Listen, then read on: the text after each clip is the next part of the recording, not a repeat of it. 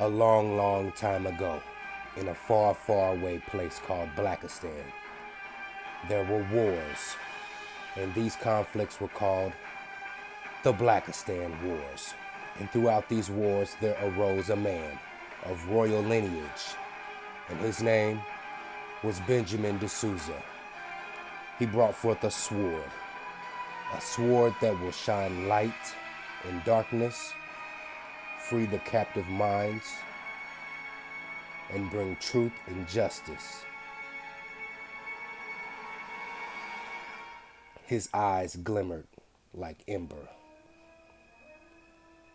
His skin was like fine burnished steel, and as he walked, behind him he left a glistening wake. This is the story of BenjaminDeSouza, the prince and the warlord. That's why you got to put yourself in the person you're dealing with position. When keeping it real goes wrong, the Dave Chappelle character should have put himself in Frank's position. Frank is your mentor. He's helped you. You've moved up. He's not trying to embarrass you or son you or disrespect you. He's trying to relate to you. And you need to give him that benefit of the doubt and give him that same grace and mercy that he's given to you, especially in front of other people. Instead of trying to insult your mentor in front of a bunch of other people. This is one thing Black men have a real problem with, feeling like somebody's trying to son you. You got daddy issues. You're a grown man. We're the only group of people that run around talking about I'm a grown man. I don't hear non-Black men talking about I'm a grown man. Why do we have that in the Black community? Something aside. Everybody can't be wrong, but understand something. At the end of the day, like I said, I don't beef. I don't throw subliminal shots. If I got an insult to say, I'm going to tell you to your face. I'm going to tell you to your face. I'm going to tell you directly. And I'm going to stand on it. That's what I do. And the thing is, you don't have to like me, but you're going to respect the way I handle it. Because at the end of the day, you get to choose. You get to choose how you go out into this world. You get to choose whether or not you're a likable person or an asshole. Yo, what's happening? It's BenjaminDeSouza here, the Prince, back with another classic. And I'm making this video in response to none other than Kevin Samuels. What you heard in that first excerpt, I can't definitively say that what you heard in that first excerpt was a response to me, but in light of a recent exchange that I had with him and Xavier, Prophet of Thought, on Obsidian Media Networks Mixler channel, I can connect the dots and kind of come to the conclusion that, yeah, he was referring to me. Let me put it into context. Obsidian held a panel recently within the past week or so, and he was addressing the angry man. So I gave my take on the angry man. Shortly after that, Xavier hopped on a panel, and he started making some statements, some matter-of-fact type of statements, and I asked him to qualify said statements. He then deflected to answering my question of qualifying the statements that he made, and then in turn went to say, I have a son your age. Now, obviously that's an appeal to authority. He's basically saying, nigga, I got a son your age, so you shouldn't be questioning me because I'm your elder. You know, so just take what I say as a matter of fact. No, nigga, no. Shout out to Kevin Samuels. Show your work. Show your work. You make a statement, I ask you to qualify said statement. Show your work.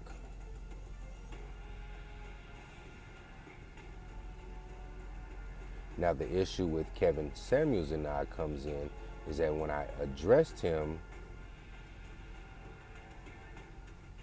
on something that he said that I took as disrespectful, Kevin Samuels saw fit to jump in and give cover fire and try to bolster Xavier's attempt to appeal to authority, which I took offense to. But, you know, I didn't blow up the spot, so, you know, and in that excerpt, if Kevin Samuels was addressing me in a roundabout way, he wasn't disrespectful, you know, so I can respect that. He conveyed what he thought and how he felt in a respectful manner, so in kind, I will do such. I will convey what I think and feel in a respectful manner. Now, to put it into further context, what I deemed as disrespectful, I asked Xavier to qualify his statement. He then attempted to obfuscate said question and then say, well, you know, I have a son your age. I had to stop him and correct him right there. Sir, you're not my father. So don't even try to put yourself in the same arena with my father. The way my father taught me, the way he taught me, because see, Mr. Samuels, I don't know what kind of family dynamic you grew up in, but I myself, I grew up in a two-parent household until the age of 12 when my parents divorced, and then I still maintained a solid relationship with my father up until he died back in 2017. I love my father very much. I revere him very much, and he taught me a lot of things. One thing he taught me is that when an older man, given the context of the conversation, if an older man says, look, man, I got a son your age. That's just a, how you say, polite way of saying, nigga, I could have been your daddy, but your father beat me to the room. You know what I mean? I could have been your daddy, but nigga, I ain't have change for a $5, and your father had change for a $5 in all quarters. You know what I'm saying? That's just a polite way of saying that, man. You know? That's just what I was taught. That's just the culture, the household culture that I came up in. That is a disrespect to my father, and that is a disrespect to my mother. Now, what I did when he said that is I politely, as politely as I could. Now, I could have got on some nigga shit and started levying a whole bunch of fuck boys and lames and old farts and all those good pejoratives that we've grown to love in the black manosphere. I could have started, you know, flinging them around the room, but I didn't. I simply told him, listen, sir, you're not my father. That is disrespectful. I find that disrespectful. Please do not disrespect me. Now, the rub with you and I, Mr. Samuels, came in is when you decided to interject into a discussion, an exchange that I had with Xavier. And then you found it fit to tell me, well, see, that's the problem with you, is that you know, let me stop you right there. You, sir, Mr. Samuels, just like Xavier, neither one of you get to tell me what I deem as disrespectful. Let's get that established.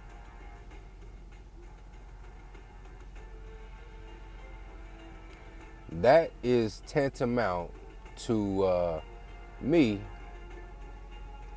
coming up to a, how you say, a homosexual man, and instead of using the F word as a pejorative, I call him a French cigarette. I say, man, you a French cigarette. And he says, man, I know what you mean by that, and I find that disrespectful, so please don't call me that. Please don't say that to me. And I say, man, what you mean, man? I'm just calling you a square. How you gonna be offended by that? By me calling you a square? Nigga, I know what a French cigarette is called. That's disrespectful. Please don't call me that. Now, with him telling me and correcting me in my folly, or in my, I wouldn't say necessarily say folly, but you know, in my way, if he corrected me, then if I were to proceed and still go against his wishes by still calling him a French cigarette, that's me not showing him the respect that he so kindly asked of me.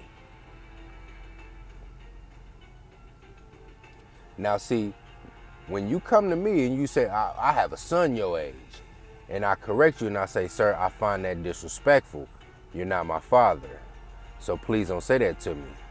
Now I get it, you're an older gentleman, so by default, you're gonna have more experiences than me. That's fine. I'm not noting that. You know, I'm not knocking that, I mean. Obviously, if I'm in my mid-30s and you're in your early to mid-50s, of course you're gonna have more experience than me. Now, if you were to say, listen, I'm such and such age, you know, I have almost a decade or so experience on you. Let me qualify my statement, yada, yada, yada. That's fine. That's fine. There's other ways of conveying that you have more experience than me by saying I have a son your age, because now you're putting yourself on par with my father.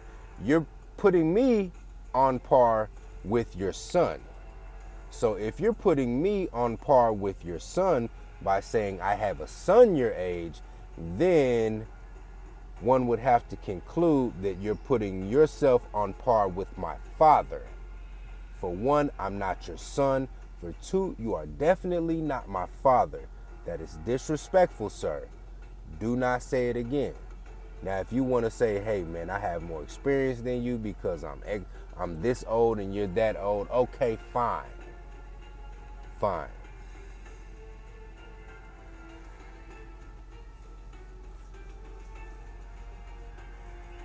But my issue with you in that whole ordeal, sir, is that you took issue in trying to impose your will on me on what I found offensive. And that in and of itself was offensive to me. Now Pablo stepped in, cleaned it up, and I said, you know what? Even though I'm still holding strong on my stance on this, I'ma concede for now because Pablo stepped in and he was respectful. And out of respect for Obsidian, because I don't want to blow his spot up and derail the conversation and take the whole show off course, I'ma concede. But both of y'all, you Kevin Samuels and you Xavier, you know how I feel on this. And now this is just for the record. This is on record. So henceforth, sir, I'm telling both of you, do not say that to me. That is extremely disrespectful. I don't care if you don't think it's disrespectful. I think it's disrespectful. So with that said, if you proceed to ignore how I think and how I feel about that, and you proceed anyway, I'm gonna take that as a sign of disrespect. And now I'm gonna see that you're openly disrespecting me. Now, if that's the case, if you want to have a civil dialogue, we can keep it civil. But if you continue like that and you disrespect me, well then, you know. Now, you said a few things in that excerpt that I want to address. You referred to Dave Chappelle's show, or a skit that he made in the show when keeping it real goes wrong. Sir, that's that situation between me, Xavier, and you. That was not a keeping it real goes wrong scenario. There's a few things in this life that I absolutely will not play about at all. And I mean at all. One of them is my father. I have an extreme amount of reverence for my father. And his last name that I carry on with me every day, I will bleed for it. And I will make other living organisms bleed for that last name. It is not keeping it real. It's about honor and dignity. That's what it's about. It's about protecting the honor and the dignity of the house that I come from.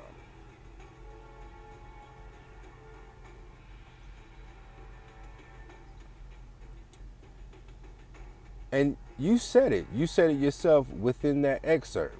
You said, and I quote, "You ain't got to like me, but you gon' respect the way I handle it." Let me repeat that. You ain't got to like me, but you gon' respect the way I handle it. So if I tell you, sir, do not say that to me, I perceive that comment as you trying to sun me. Do not do that. Now, you don't have to like me for saying that, but you will respect the way I handle it. You see.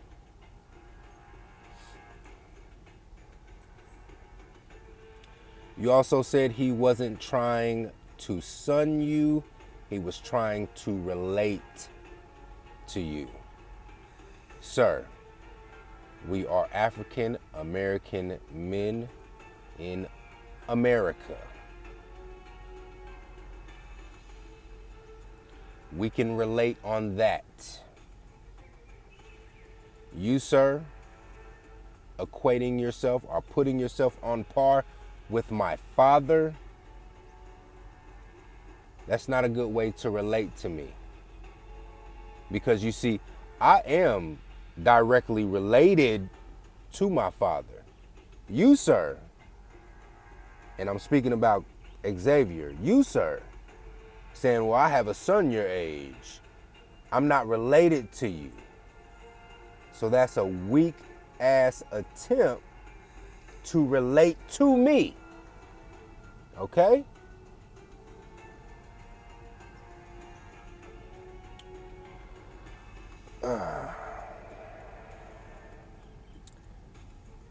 I made the statement that don't sun me, and I had to remind Xavier that, listen, man, I'm a grown ass man. I'm a grown man that you're talking to. You know, I'm a grown man of many years of experience and training.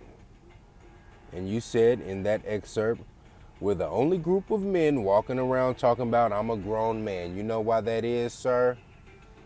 Because for some strange reason, black men are the, hold on, stretch this leg out. Black men are the only men in this country who are perpetually marginalized. And how you say, treated like we're minors, like we're children. We come from these matriarchal communities where the women treat us like children. They don't respect us as men. They treat us like boys. Excuse me.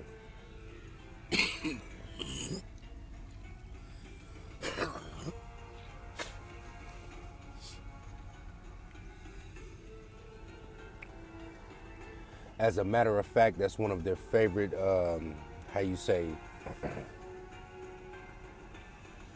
pet names they like to call us. Boy, boy. And then when we become adults and we get into the work, you know, get into the real world and whatnot, we have older black men trying to marginalize us and treat us like boys and trying to treat us like minors and trying to son us.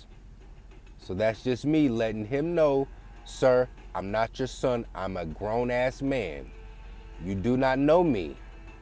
Now, if you were to walk past me on the street, you wouldn't look at me. If we had no words exchanged and we walked past each other on the street and we made eye contact, you wouldn't look at me like I was your son.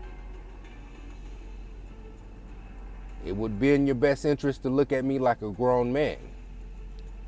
So sometimes older gentlemen need to be reminded, sir, I'm not your son, I'm not your nephew, I'm not your younger brother, I'm none of that. You're dealing with a completely total stranger that's a grown-ass man who has no familiar ties to you whatsoever.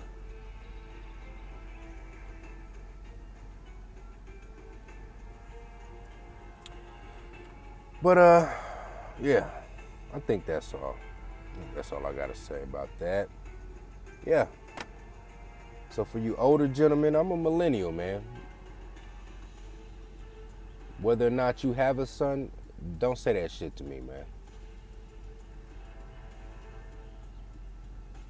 Do not tell me, oh, I have a son your age. Don't. That's not gonna help your argument, for one. That's not gonna help your argument at all. And for two, I'm gonna stop you in your tracks right then and there, and I'm going to remind you, I'm not your son. Please do not do that. I find that disrespectful. Now, if you proceed to continue to do so, I'm gonna take that as a sign of disrespect. And you know, it is what it is. But yeah, that's all I got, man. Get up on that. Oh yeah, you know what? One more thing. I'm not a respecter of persons. You know, I'm not just gonna respect your title just because you have a title. I need to see some competency. I need to see some work. I need to see some results. I need to see something, you know? You gotta show me something. I mean, hell, I was born in Missouri, the show me state. You talk that fly shit, you got to qualify all that fly shit you're kicking. If not, you know, you're just talking out your ass, basically, you know? And me, I'm all about my cash and I'm playing with some chips. You just talking out your ass, you ain't even saying shit. As a rapper back home once famously put. But also, one more thing about that, when keeping it real goes wrong, because, you know, you said in that excerpt, you know, what about you, you know, do you want people to like you and, you know, people liking you and all that other stuff? Me personally, it would be nice if everybody liked me. In a utopian world, everybody liking me would be great. I like everybody, everybody likes me. But unfortunately, the world that we live in, not everyone is going to like me. I understand that. I can accept that. But what will happen is that everybody will respect me. I get the respect and the power first. Then I'll see about worrying about who likes me and who don't like me. Because here's the harsh reality of it. I'm coming. I am coming. And I mean for the manosphere. Not necessarily for the manosphere itself, but I'm coming to make a mark in the manosphere. I'm like a motherfucking storm, and I will not be denied. That storm is gonna hit shore, whether you or anybody else likes it or not. That storm that is BenjaminDeSouza is gonna hit shore. The only thing motherfuckers that don't like it can do is board up the windows and brace for impact, because I will not be denied.